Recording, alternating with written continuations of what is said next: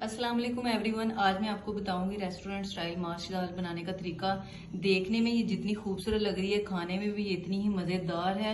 माशाल्लाह से आप इसकी लुक चेक कर सकते हैं, कितनी खूबसूरत किस्म की दाल जो है मैंने तैयार की है।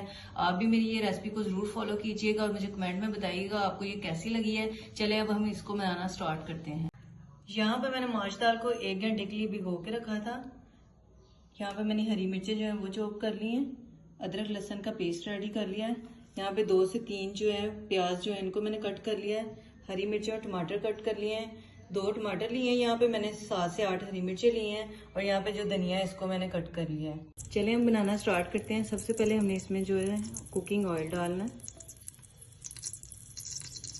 साथ ही मैंने ये जो अदरक और लहसुन का पेस्ट रेडी किया था ये मैंने इसमें डालना है।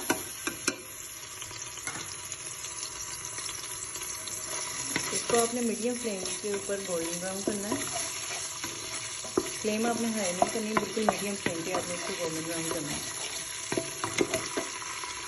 जैसे इसका कलर गोल्डन ब्राउन हो गया, अब हमने इसमें प्याज ऐड करना है। प्याज को 2 से 3 मिनट के लिए आपने भूनना है अच्छी तरीके से। साथ ही हमने इसमें टमाटर और हरी मिर्चें जो हमने कट की थी ये ऐड करनी है। इनको अच्छे तरीके से आपने मिक्स करना है। अब हम इसमें डालेंगे नमक, हल्दी और सूरज मिर्च।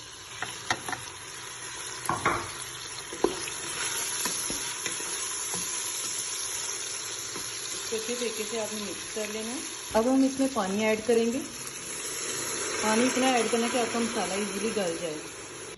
पानी ऐड करने के बाद हमने इसको 10 मिनट के लिए दम पे लगा दिया है। मसाला हमारा गल चुका है। अब हमें इसको अच्छे तरीके से भून लेना है।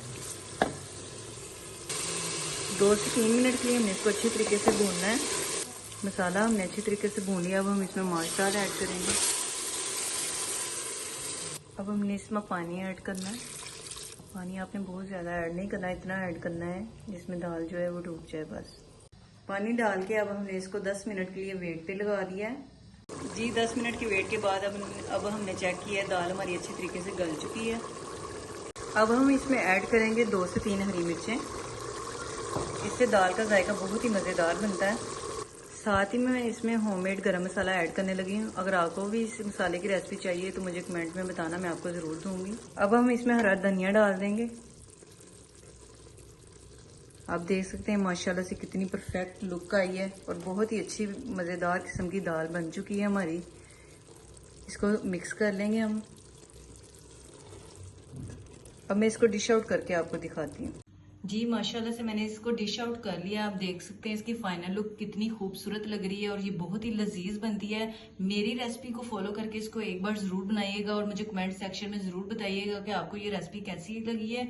और मेरे इस चैनल को सब्सक्राइब करें, लाइक करें और मुझे सपोर्ट की आपकी जरूरत है। मेरे इस चैनल को जरूर लाइक और सब्सक्राइब करें और शेयर करें।